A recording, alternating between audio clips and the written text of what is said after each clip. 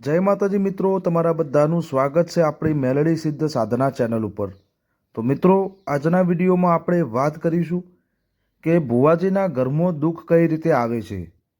ભુવાજીના ઘરમાં દેવ દુઃખ આવવાનું કારણ શું હોય છે, આવા દુઃખોથી બચવા ભુવાજી કે સાધકને શું શું કરવું જોઈએ। તો મિત્રો, રોજની જેમ એક જ સલાહ આપું છું તમને કે વિડીયોને ધ્યાનથી અને અંત સુધી જોવા નમ્ર વિનંતી છે। કેમ કે આજે હું વિડીયો લાવું છું, જે કોન્ટેન્ટ હું લાવું છું, જે વિષય લાવું છું, એ તમારામાંથી જ એક સભ્યની કોમેન્ટ છે। તો ઘણા બધા કોમેન્ટ આવે છે આ વિષય ઉપર, એટલે આ વિડીયો બનાવવો પડે છે। તો ચાલો મિત્રો, વિડીયોમાં વાર ના કરતા આપણે આ વિષય ઉપર ચર્ચા કરી લઈએ। એના પહેલાં મિત્રો, મારી નમ્ર વિનંતી છે કે ચેનલ ઉપર નવા હોય તો લાઇક, શેર અને સબસ્ક્રાઈબ કરતા જજો। તો ભુવાજીના ઘરમાં મિત્રો દુઃખ કઈ રીતે આવે છે, તો અમુક ભુવાની વાત કરું તો જે નવા નવા ભુવા બન્યા હોય છે એમને પૂરતી જાણકારી હોતી નથી એમના જોડે।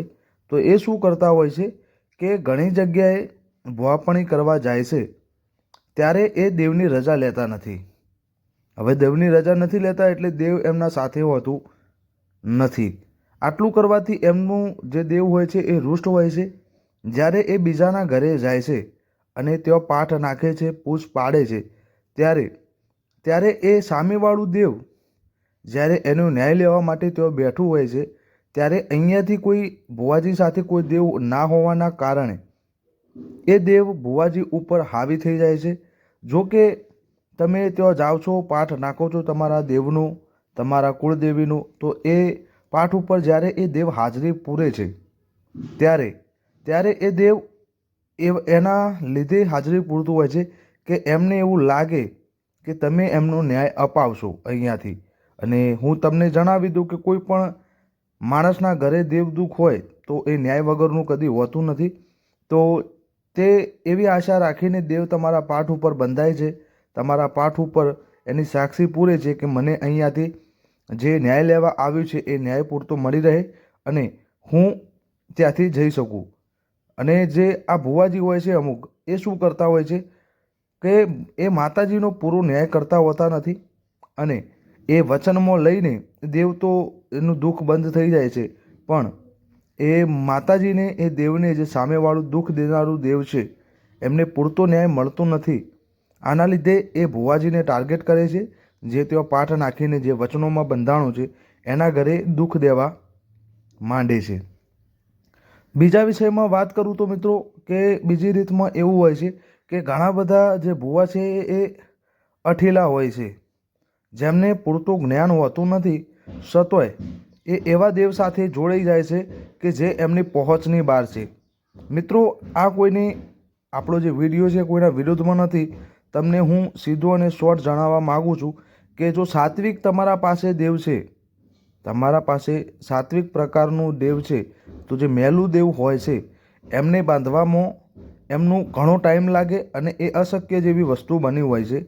કેમ કે જે તામસિક દેવ હોય છે એ અમુક જગ્યાએ સાચા ન્યાયમાં પણ હોય છે અને અમુક જગ્યાએ શબ્દો આદિ એ દેવ છે એટલે શબ્દોથી પણ મોકલેલા દેવ હોય છે।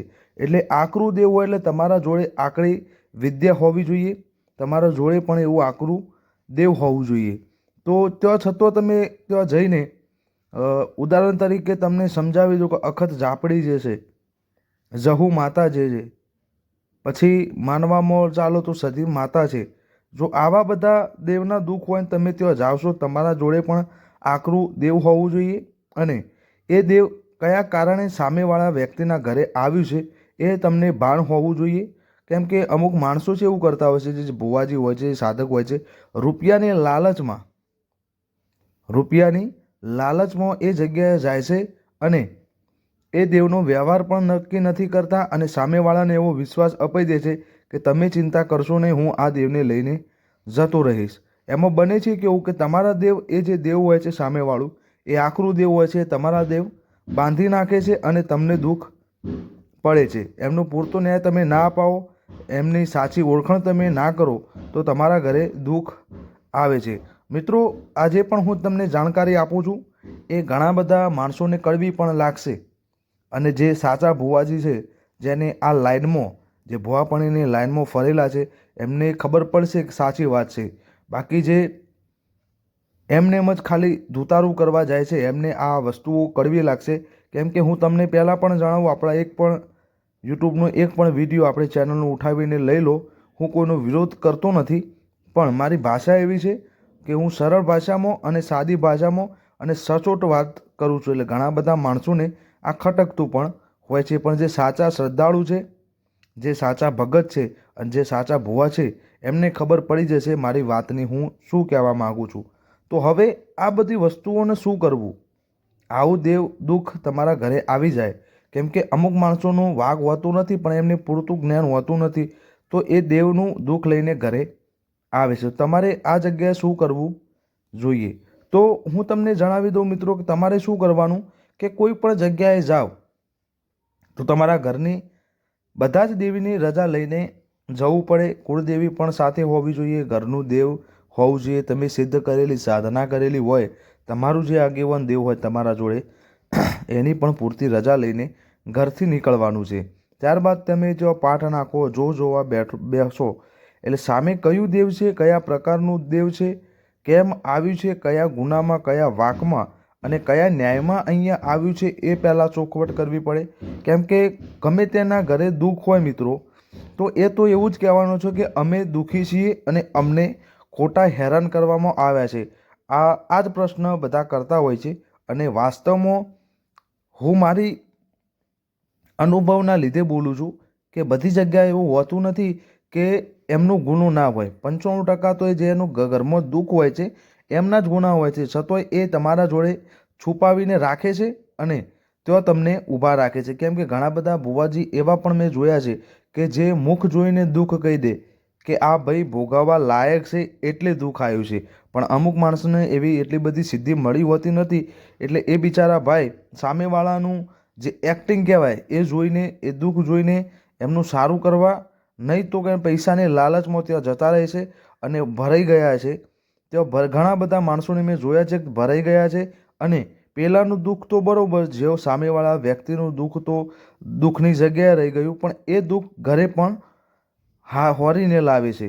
અને એમાં મારું એટલું જ જણાવવાનું છે કે તમે જો પૈસાની લાલચમાં આ કરતા હોય કે તમને પૂરતું જ્ઞાન ના હોય તો પૂરતું જ્ઞાન લઈને કરો ભાઈ. બીજું કે તમે કોઈ પણ વસ્તુ કરો, પણ જો ભુવાજી હોય, તમે ભગત છો, સાધક છો અને જો તમારા ઘરે જ દેવનું દુઃખ હોય તો તમારી ભુવાપણીમાં ખોટ કહેવાય. બીજું કે આ ભુવાજી છે એ દુઃખ લાવે તો એનો ઉપાય શું કરવાનો છે તમારે? તો એ માણસને આપણે એક જ વસ્તુ કરવાની કે કોઈ પણ વસ્તુ તમે પાઠ ઉપર વાત કરો, એ દેવને ન્યાયમાં ઉતારો તો જોમીન જે છે દેવના, જોમીન જે વ્યવહારના, તો એ એમના પોતાના જેના ઘરે દુઃખ છે એના રાખવાના. આપણે બંધાવવાનું નથી, સામેવાળા વ્યક્તિને બાંધવાના છે કે ભાઈ હું આ રીતે અહીંયા આમને ઊભી રાખું છું, આ અમુક દેવનું દુઃખ છે, આ રીતનું દુઃખ છે એ તમારે જણાવવાનું છે અને અહીંયા ઊભી રાખું છું અને આટલા દિવસમાં તમારે આનો ન્યાય ફૂલની પાખડી તમારે કરવાનું રહેશે. જો તમે એ સામેવાળો વ્યક્તિ જેના ઘેર દુઃખ છે એ તમારી વાતમાં સહેમત થાય અને બંધાય તો જ તમારે આગળ પગલું ભરવાનું છે. ત્યારબાદ જ તમારે માતાને વ્યવહારમાં મૂળા ઉપર કે લીંબુ ઉપર બેસાડીને રાખવાની છે. જો સામેવાળો વ્યક્તિ, કેમ કે જો સામેવાળો વ્યક્તિ તૈયાર નહીં હોય તો એ દુઃખ તમારા ઘરે આવશે ને આવશે. હું તમને જે પણ જણાવ્યું એ તમને યોગ્ય લાગ્યું હોય અને તમને ખબર પડી હોય તો તમે આ રીતની કરશો, તમારા ઘરમાં કોઈ દિવસ બહારનું દુઃખ આવશે નહીં. તો ચાલો મિત્રો, આ વિડીયોમાં આટલું. જો વિડીયો તમને ગમ્યો હોય તો આપણી ચેનલને લાઇક, શેર અને સબસ્ક્રાઈબ કરતા જજો. બીજું કે મિત્રો, આપણા ચેનલનો એક વોટ્સએપ ગ્રુપ પણ છે, તો એમાં પણ જોડાવા નમ્ર વિનંતી છે. હું તમારા માટે આવા અવનવા જાણકારીવાળા વિડીયો લાવતો રહીશ અને આપણી સરળ ભાષામાં જે તમને પણ સમજણમાં આવે અને તમે પણ કોઈને કહી શકો અને તમને પણ કોઈ અંધશ્રદ્ધામાં નાખે નહીં અને તમે પણ કઈ જગ્યાએ છેતરાવ નહીં. તમારા માટે હું આવા વિડીયો લાવતો રહીશ. અને જો વિડીયોની જાણકારી તમને ગમી હોય તો આપણા ચેનલના સભ્ય બનવા નમ્ર વિનંતી છે. તો ચાલો મિત્રો, આ વિડીયોમાં આટલું. વિડીયો તમને ગમ્યો હોય તો બીજા મિત્રોને પણ શેર કરો, વડીલોને પણ શેર કરો અને તમારા જેને તમને લાગે છે કે આ ભાઈને આ જાણકારીની જરૂર છે એમને પણ શેર કરો. તો ચાલો મિત્રો, જય માતાજી, જય મેલડીમાં.